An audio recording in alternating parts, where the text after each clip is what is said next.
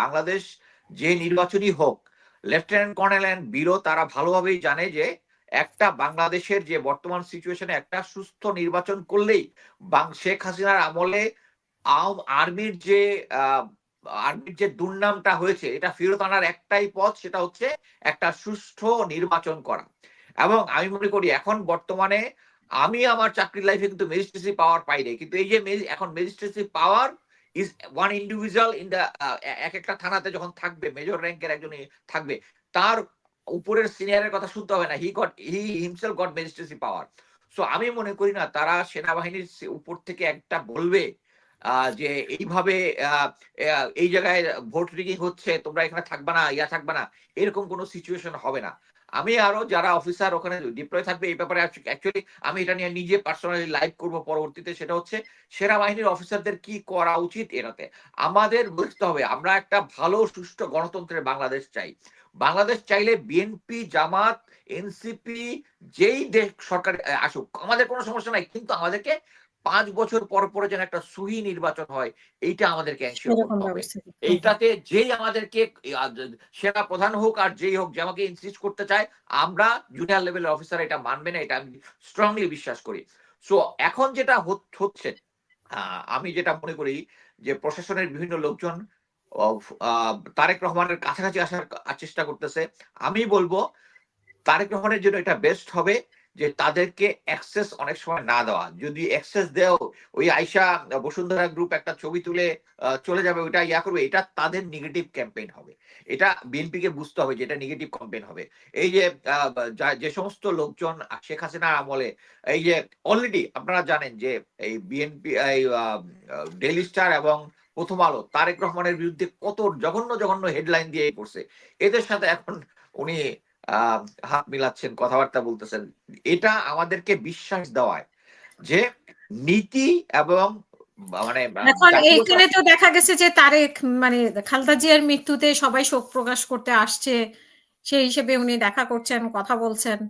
তো আপনি যে বলছেন বসুন্ধরার কথা বারবার আসছে, যেহেতু ছবি পোস্ট করছে বড় করে, এই বসুন্ধরার সাথে তো আমরা এনসিপি কেও মানে যদিও সরাসরি কেউ দেখায়নি ছবি টবি, কিন্তু এই বসুন্ধরার সাথে আতাত হয়েছে এনসিপির, তারপরে জামাতের আমিরের, এগুলো তো শোনা গেছে আগে।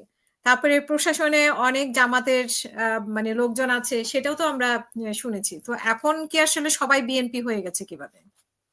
না, না, সবাই বিএনপি হয় নাই। সবাই বিএনপি হয় নাই। আমি যেটা জানি যে জামাতের কিছু, কিছু প্রভাব আছে যেগুলো হচ্ছে স্বায়ত্তশাসিত প্রতিষ্ঠানগুলোতে।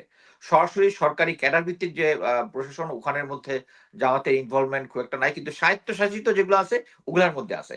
আমি বলব যে তাদের সাথে যদি কারো যদি আঁতাত হয়েও থাকে ওইটা রং। কিন্তু আমরা যেটা বিশ্বাস করব যেটা আমরা ছবি দেখতেছি। সো এইজন্য আমি বললাম যে সামনাসামনি দেখলে মানুষের মধ্যে যে জিনিসটা আসবে যে আচ্ছা তারেক জিয়া সম্বন্ধে এরা এই লিখলো, এর সাথে লোকটা দেখা করতেছে, তার মানে তো তারেক জিয়ার কোনো নীতিবোধ নাই।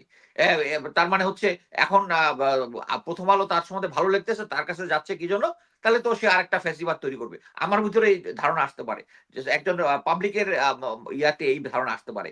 সো এই ধারণা আসতে আমি কেন দিব? এই ধারণা আমি আসতে কেন দিব?